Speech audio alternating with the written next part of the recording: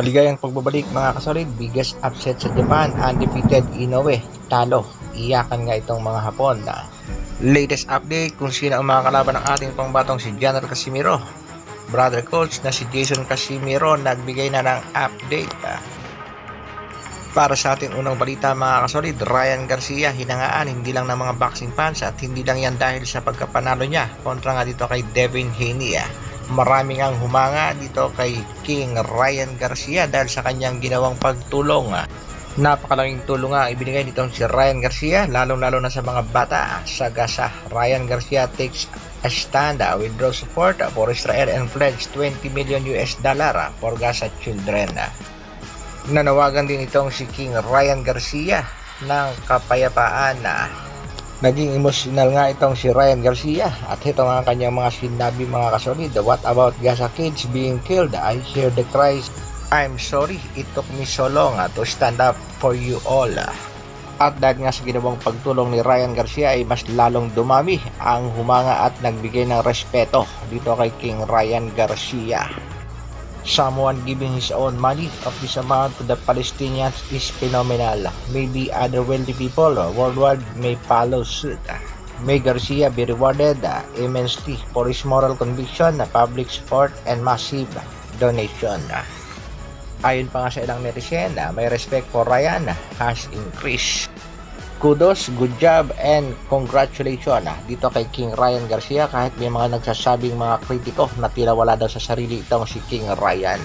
Pagdating naman sa laban, inayawan na nga ni Ryan Garcia ang rematch kontra Devin Haney. Target ni Ryan Garcia itong si Gervonta Tank Davis. Dagdag pa nga ni Garcia, natalo lang siya ni Davis dahil sa panggugulang.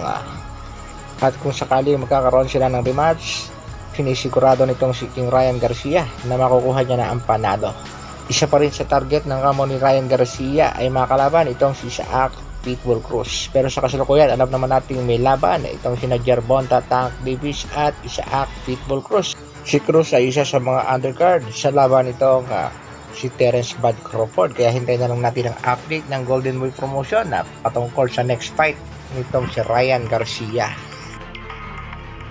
Sa kabilang balita naman mga kasolid, bansang Japan, matindi nga ang kanilang kalungkutan, lalong-lalo na siguro itong si Shingo Inoue, maging itong si The Monster na Oya Inoue.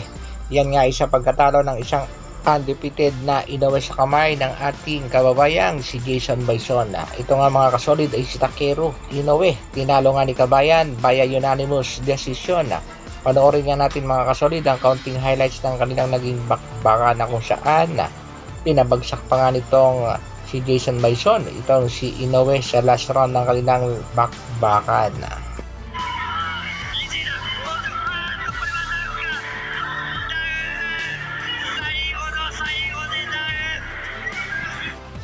At dahil nga dyan mga kasolid, isang big congratulations kay kabayang Jason Bison. Isa ngang laban na masasabi natin isa sa mga big upset para sa pamilyang Inoue. Lalong-lalo na nang talunin ang pamangkin nitong si Shingo na si Takeru.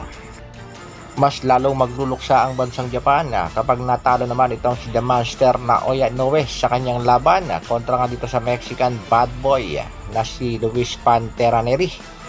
Luis Pantera Nery gagawin nga daw ang lahat upang matalo itong si Japanese Master na Oya Inoue. Via knockout nga ang target nitong Mexican bad boy. Para naman sa ating huling balita mga kasolid, Brother Coach, Kuya Lods, Jason Casimiro, nagbigay na nga ng hint kung sino ang mga kalaban ng ating pangbato. Hindi nga daw Japanese, hindi rin nga daw Pilipino, lalong-lalong hindi nga daw boxer ng Thailand or Chinese boxer pa.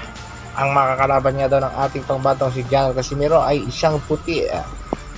Isang puti na kilalang nga daw natin mga kasolid at ito raw ang magiging susi upang makalaban ng ating pangbatong si Cuadro Alas General Casimiro ang tinaguriang Japanese Monster na si Naoya Inoue kung ito nga daw ay tatalunin ng ating pangbatong si Alas. Dagdag pa nga nitong si Jason Casimiro, hindi nga lang daw masabi sa kasalukuyan ang mga kalaban ng ating pangbato, yan nga daw ay bilang pagrespeto sa Treasure Boxing Promotion.